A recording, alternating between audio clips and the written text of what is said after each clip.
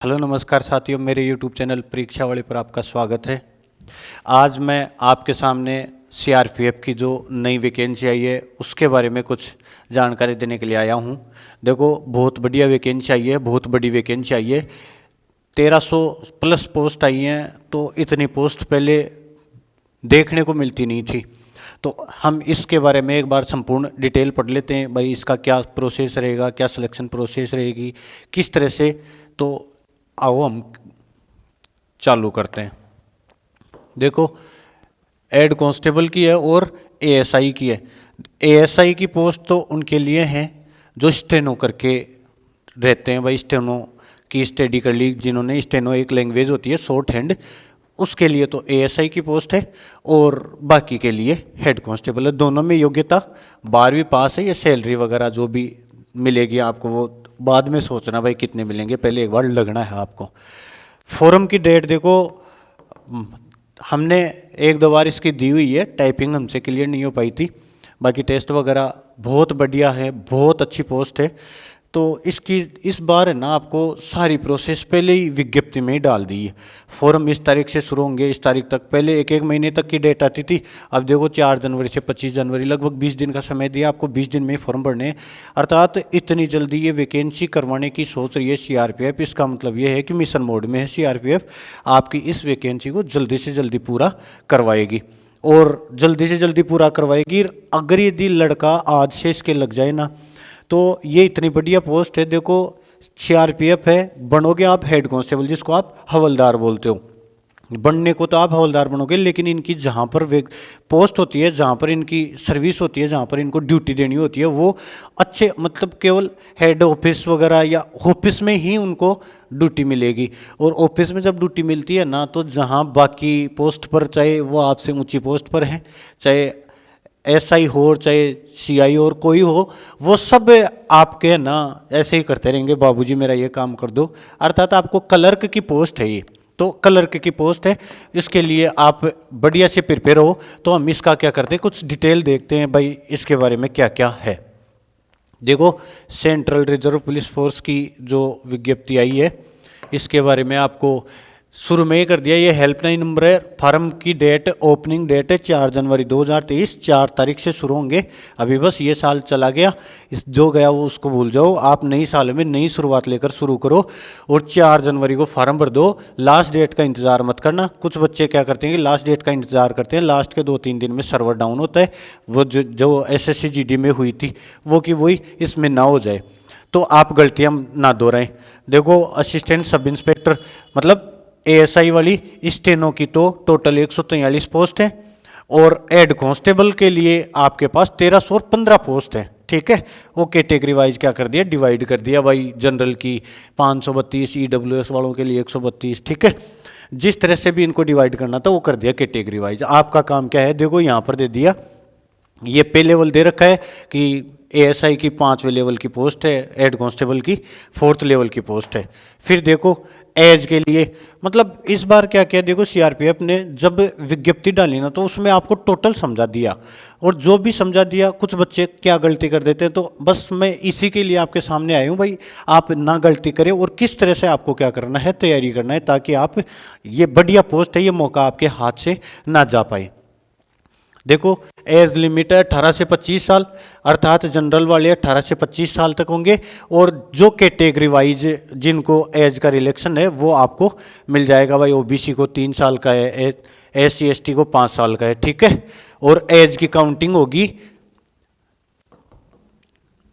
As की counting अगले साल से ही होगी भाई, जो जब से फार्म शुरू होंगे, और उस हिसाब से अगले ने दे रखी है भाई, एज उस तारीख को होगा। यहाँ पर बोल रहा है योग्यता, योग्यता केवल 12वीं पास है। 12वीं पास हो, जैसे आपके एसएससी में 10+2 की वैकेंसी आती है, जिसको आप सीएचएसएल बोलते हो, तो आप सीएचएसएल दे दो और चाहे ये दे दो, दोनों का समान काम है। इस बार थोड़ा सीएचएसएल में चेंज किया है, लेकिन अभी देखना इनका सिलेबस जो भी है। देखो यहाँ पर पूरी डिटेल में दे दिया। स्टार्ट फॉर्म की ऑनलाइन डेट है 4 जनवरी 2023, लास्ट डेट है 25 जनवरी। और देखो release of admit card computer based test, यानी पहले इसमें आपका क्या होगा, देखो पहले तो CBT exam computer based test, यानी जैसे एग्जाम लगती है आपकी एग्जाम लगेगी, उसके बाद में फिर आपकी क्या होगी, टाइप टेस्ट होगी, जो हेड कांस्टेबल वालों का टाइप टेस्ट जिसको स्किल टेस्ट बोलते हो, और एएसआई वालों का क्या होगा, स्टेनो का जो शॉर्ट हैंड लैंग्वेज होती है उसका टेस्ट लगेगा, उसको हम बोलते हैं स्किल टेस्ट।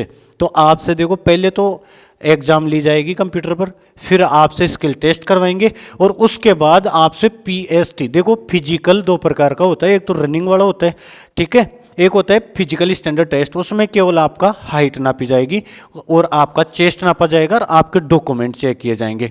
लड़कियों के लिए केवल हाइट है, लड़कियों में चेस्ट नहीं नापा जाएगा। तो यहाँ पर देखो सबसे पहले क्या होता था, जब ऑफलाइन होते थे ना, ऑफलाइन फॉर्म सबमिट होते थे, तो आपको किस तरह से प्रोसेस रखते थे, पहले आपका फिजिकल स्टैंडर्ड टेस्ट अर्थात हाइट चेस्ट नापते थे, डॉक्यूमेंट वेरिफिकेशन करते थे, फिर आपका टेस्ट लगता था, फिर आपकी क्या होती थी, टाइपिंग टेस्ट होती थी। इस बार ऑनलाइन एग्जाम कर दी, इसलिए क्या कर दिया, आपका पहले ऑनलाइन टेस्ट होगा, फिर आपकी ऑनलाइन ही टाइपिंग टेस्ट होगी कंप्यूटर पर, वो अपने सेंटर पर बुला कर लेंगे, और उसके बाद में आपका क्या होगा, फिजिकल स्टैंडर्ड टेस्ट। मेरा मानना जहाँ तक ये है कि एक तो कुछ लड़के इस चीज़ से ज़्यादा परेशान होते हैं कि उनकी हाइट 1-2 सेंटीमीटर कम रह जाती है। भाई मान लो राजस्थान पुलिस वगैरह, दिल्ली पुलिस वगैरह में 171 170 जितनी भी मांगते हैं, और बाकी यहाँ पर है ना, इसमें 165 सेंटीमीटर हाइट वाली, अर्थात उन लड़कों के लिए ये गोल्डन चांस है जिन लड़कों की हाइट थोड़ी छोटी रह जाती है। तो अगर यदि वो आज से ही कोशिश करें ना, तो बहुत बड़ी बात नहीं है। इसके लिए क्या क्या करना पड़ेगा, देखो अभी मैं आपको समझा दूँ। तो आपको क्या कर, एडमिट कार्ड 15 फरवरी को आ जाएंगे, और एग्जाम की तारीख देखो टेंटेटिव है, हालांकि टेंटेटिव का मतलब हमेशा जो भविष्य में बात होती है उसके लिए यही कहा जाता है कि प्लेटफार्म से अगर 1 किलोमीटर दूर भी रेलगाड़ी खड़ी है ना, तो उसके लिए आपको यही बोलेंगे कि इतने नंबर रेलगाड़ी, इतने नंबर प्लेटफॉर्म पर आने की संभावना है। उनको मालूम है आएगी, लेकिन हमेशा यही बोला जाता है, तो टेंटेटिव ही आएगी भविष्य के लिए। और आपको ये बोल दिया भाई ये 22 फरवरी से 28 फरवरी, देखो 4 जनवरी को फार्म शुरू, 25 जनवरी को फार्म, 25 जनवरी को फार्म जैसे ही पूरे होंगे, एग्जाम है 22 फरवरी, अर्थात फार्म पूरे होने के बाद 1 महीने का समय भी आपके पास नहीं है। तो 22 से 28 फरवरी तक आपकी क्या होगी, एग्जाम हो जाएगी। उसके बाद क्या होगा, ये अपने हिसाब से कर लेगी, और फिर क्या है, एग्जाम ऑनलाइन कंडक्ट होगी, ठीक है, फॉर्म ऑनलाइन होंगे, कंप्यूटर बेस्ड टेस्ट होगा, फिर आपका फिजिकल टेस्ट, स्किल टेस्ट के बाद में यहाँ पर दे रखा है skill test will be conduct in English and Hindi language. देखो स्किल टेस्ट आपके 2 भाषाओं में होगा, हिंदी और अंग्रेजी दोनों में। आगे देखो क्या जानकारी दे रखी है, देखें ये यहाँ पर आपका पोस्ट का वर्गीकरण है, ठीक है, और ये बोल दिया भाई रिजर्व पोस्ट वगैरह के लिए एज के बारे में दे रखा है, ठीक है, ये तारीख दे रखी है कि इस तारीख से पहले का और इस तारीख से बाद का नहीं जन्मा हुआ होना चाहिए। आगे देखो और बोल रखा है, ये एज रिलेक्शन के बारे में दे रखा है भाई, SC ST को 5 साल, OBC को 3 साल, एक्स सर्विसमैन को 3 साल, ठीक है। और आगे देखो कोई बात नहीं, अब आपको तो जो जो काम की बात है ना वो पढ़नी है। अब ये एज रिलेक्शन किन किन को मिल रही है, किन किन को 5 साल की है, किन किन को 10 साल की है, आपको ज़्यादा पढ़ने की ज़रूरत नहीं है। जो जो आपके काम की बात है वो मैं आपको बता देता हूँ। 100 रुपये आपका क्या लगेगा, फॉर्म चार्ज लगेगा, ठीक है। फिर आपको ये एग्ज़ाम सेंटर है, अपने अपने राज्य के हिसाब से ले लेना, जो जिनके जो नज़दीक पड़े, राजस्थान में जो हैं, यूपी में हैं, ये तो पूरे राज्यों में ही है, ठीक है, अपने हिसाब से। देखो ये आ गया आपका टेस्ट का पैटर्न। ये बस आपके काम की चीज़ क्या क्या थी, एक तो आपको 18 से 25 एज है, SC ST 5 साल की छूट है, OBC 3 साल की छूट है, ठीक है, एक्स सर्विसमैन 3 साल की छूट है। आपके काम की एक तो वो थी 4 जनवरी से 25 जनवरी तक फार्म रहेंगे, वो काम की बात है। और फिर आपको बात करनी है सिलेबस के बारे में। देखो सिलेबस, पहले इसका टेस्ट लगता था 200 नंबर का, जिसमें 50-50-50 के 4 पार्ट होते थे। अब की बार क्या करते हैं, ऑनलाइन कर दिया, तो इसका 25-25 का, जैसे पहले SSC GD आती थी, पहले SSC GD आती थी, उस SSC GD के तर्ज पर यह कर दिया। इसमें दिया है, देखो 4 पार्ट होंगे। पहले पार्ट में हिंदी लैंग्वेज और इंग्लिश लैंग्वेज ऑप्शनल है, यानी जिन लड़कों को अंग्रेजी आती है 25 नंबर अंग्रेजी के चूज कर लेना, ठीक है। 25 प्रश्न आएंगे और 25 नंबर के होंगे। जिनको अंग्रेजी नहीं आती है वो हिंदी चूज कर ले, 25 प्रश्न आएंगे, 25 नंबर की आएगी। ये तो है ऑप्शनल, ठीक है। यानी आप हिंदी चूज करोगे तो आपके हिंदी आएगी, ग्रामर आएगा हिंदी का, और अंग्रेजी चूज करोगे तो अंग्रेजी का आएगा, ठीक है। और बाकी देखो general aptitude, general intelligence, reasoning का और जनरल मैथ का।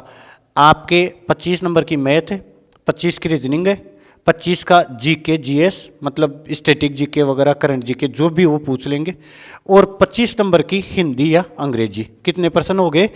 75 और 25 100 तो पर्सन हो गए, और 100 ही नंबर। तो 100 पर्सन है, 100 नंबर है, 90 मिनट का टाइम आपको लगेगा, 90 मिनट का टाइम आपको दिया जाएगा। आप 100 पर्सन उस समय में करना है आपको। फिर लिखा है कि सेक्शन बी सी डी तो होंगे दो भाषाओं में, अर्थात रीजनिंग मैथ और जीके वाले तो 2 भाषाओं में होंगे, और हिंदी वाला अगर यदि आप चूज करोगे तो पूरा पेपर हिंदी में आएगा, वो वाला जो 25 नंबर है वो, और अंग्रेजी चूज करोगे तो अंग्रेजी में आएगा।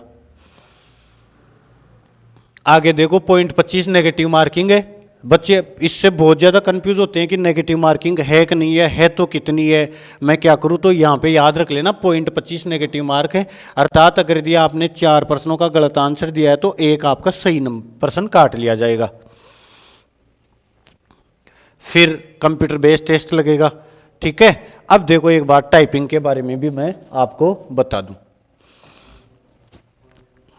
बस ये और आपके काम की बात है। फिर ऐसे तो देखो आप पूरी विज्ञप्ति को आराम से पढ़ते रहो 2-3 दिन तक, लेकिन जो आपके काम की बात है, देखो जो लड़के स्टेनो कर रखे हैं ना, उनको 10 मिनट में 80 वर्ड टाइप करने, 10 मिनट में 80 वर्ड प्रति मिनट के हिसाब से 800 वर्ड टाइप करने हैं, ठीक है। ये तो है स्टेनो के लिए। जिनको स्टेनो आती है वो आराम से कर लेंगे, और जिनको स्टेनो नहीं आती है वो अब सीखने की कोशिश ना करें, क्योंकि इसमें सीखने में मेरे हिसाब से 6 से 8 महीने, 10 महीने, 12 महीने तक का भी समय लग जाता है, और आप इसके चक्कर में ना पड़े। अगर यदि आपको नहीं आती है तो कहीं आपको लगे, क्योंकि मैं जहाँ तक मानता हूँ ना, आप टाइपिंग टेस्ट क्लियर कर दोगे ना तो जिसका लक ही खराब है वो लड़का रह जाएगा, बाकी जिसका टाइपिंग टेस्ट पास हो जाएगा ना। टाइपिंग टेस्ट कब है? लास्ट की स्टेज में। तो आप पहले कंप्यूटर बेस्ड एग्जाम पास करोगे, फिर बाद में आप फिजिकल स्टैंडर्ड, फिजिकल में कोई भी फेल नहीं होगा, हाइट भी कम है, चेस्ट भी कम है, ठीक है, तो भी आप क्या हो जाओगे? पास हो जाओगे। डॉक्यूमेंट सबके सही है, क्योंकि सब जो 12वीं पास होगा वही इसका फॉर्म लगाएगा। तो आपके लिए सबसे पहले तो एग्जाम पास करना है, सबसे पहले तो परीक्षा पास होनी चाहिए, और परीक्षा पास होने के बाद देखो टाइपिंग में पहले क्या होता था, यहाँ पर दे रखा है 2 भाषाएं चूज करनी है आपको। टाइपिंग में मिनिमम 35 वर्ड प्रति मिनट, यानी आपको 35 वर्ड 1 मिनट में टाइप करने हैं। अब कुछ बच्चे ये सोचते हैं कि मैं वर्ड किसको मानूं, जैसे ये बोल दिया कि APPLE एप्पल है, तो इसको मैं 1 वर्ड मानूं या 5 वर्ड मानूं? इसको ना 1 वर्ड मानना पड़ेगा आपको, 1 वर्ड मानना पड़ेगा, ये कितना भी बढ़ा जाए। और अगर यदि इज आ गया ना, इज, तो ये भी आपका क्या होगा? 1 वर्ड में काउंट होगा। ए आ गया तो भी आपका 1 वर्ड में माना जाएगा, ठीक है। तो आपको 35 वर्ड प्रति मिनट के हिसाब से क्या करना पड़ेगा? टाइप करना पड़ेगा। अगर यदि आप टाइपिंग में अंग्रेजी चूज करते हो तो, अगर यदि हिंदी चूज करते हो तो आपको छूट है 30 वर्ड प्रति मिनट। ये तो बात हो गई 35 वर्ड प्रति मिनट और 30 वर्ड प्रति मिनट की। फिर बाद में एक बार इसको मैं साइड करके समझा दूं आराम से, क्योंकि ये टाइपिंग का है ना बहुत बड़ा जोड़ है, बच्चे इसी में फेल होते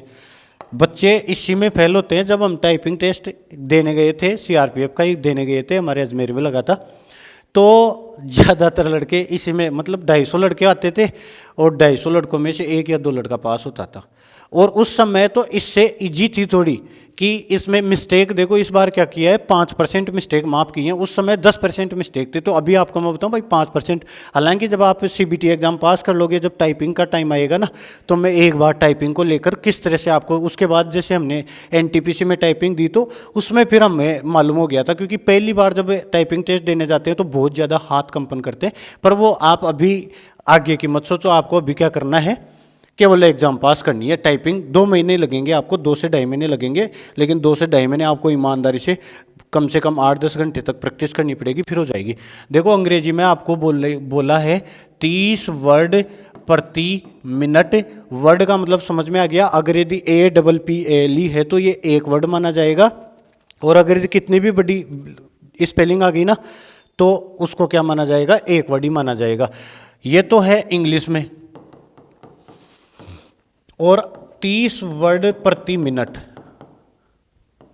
ये है आपका हिंदी में, ठीक है, ये है आपका हिंदी में।